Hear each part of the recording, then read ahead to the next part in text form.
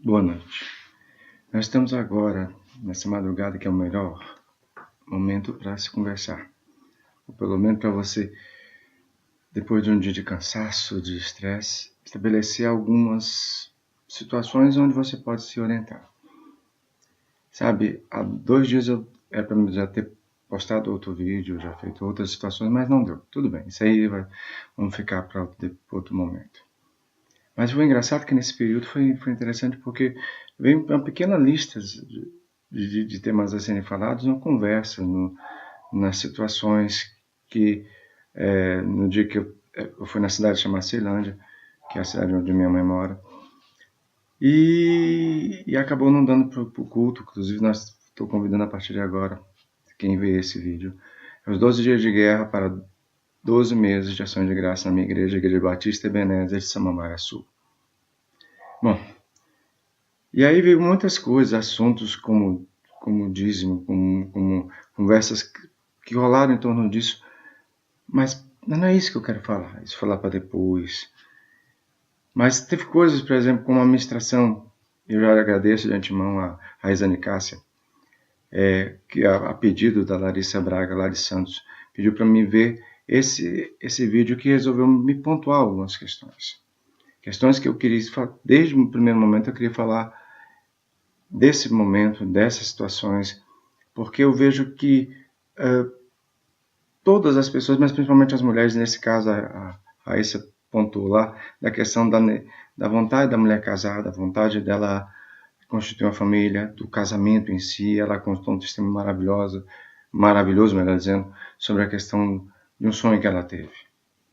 Mas eu quero falar para ela e para todas as mulheres e também para todos os homens também que queiram contrair núpcia, ou seja, casar, que existem algumas etapas, e essas etapas muitas vezes têm que vencer alguns desafios. Desafios esses que a tecnologia e esse salto tecnológico gerou um boom nas situações entre homens e mulheres, entre as pessoas e as pessoas mesmo. E isso foi produzido por 3 sistemas que hoje estão dentro das igrejas. Sistemas que um pisa, põe a pé na cabeça da pessoa e mata, outro que pega, abusa, joga fora e depois que usou não tem mais serventia nenhuma, outro, eu sou autoridade, o resto tem que me obedecer. Isso não é que o mestre fala. O mestre fala muito mais. E lá atrás você poderia falar de ansiedade, mas hoje, com um boom tecnológico, com a velocidade que as coisas andam, com esses 3 sistemas que internamente é a igreja, hoje você tem uma coisa chamada euforia.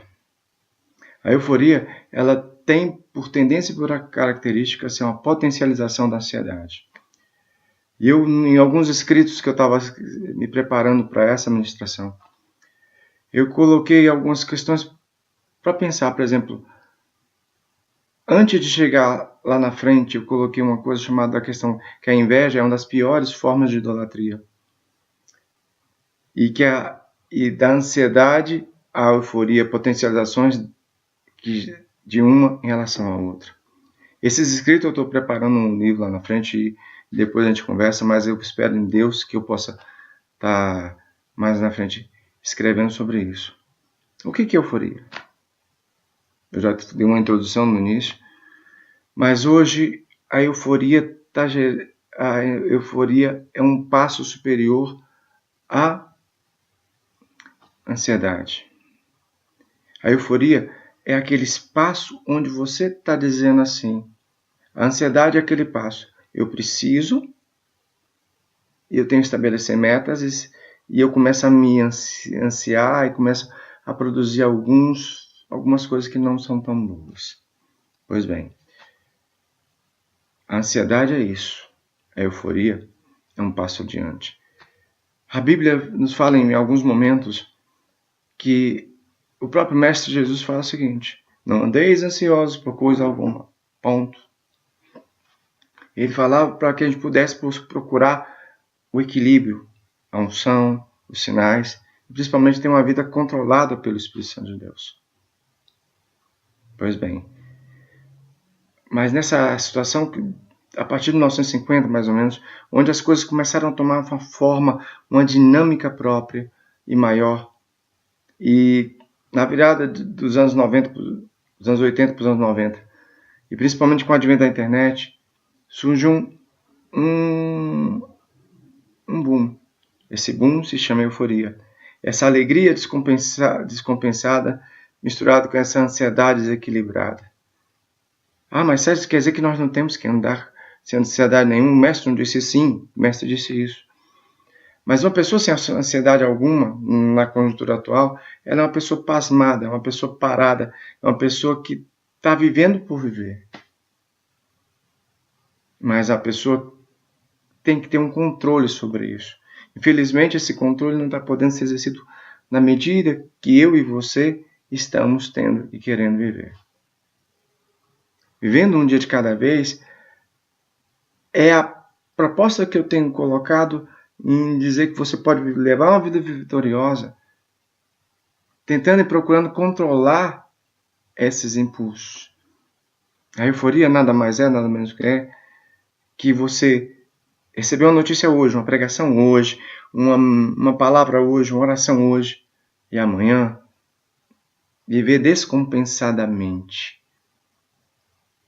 E se não acontece amanhã, depois, a tendência é a frustração, a decepção e possivelmente uma inveja lá na frente, uma depressão profunda. Eu quero que você entenda que Deus quer que você ande em novidade de vida. Há um tempo atrás, alguém me deu uma palavra sobre isso. Essa palavra foi muito interessante pela forma que essa pessoa falou, depois que ela orou por mim.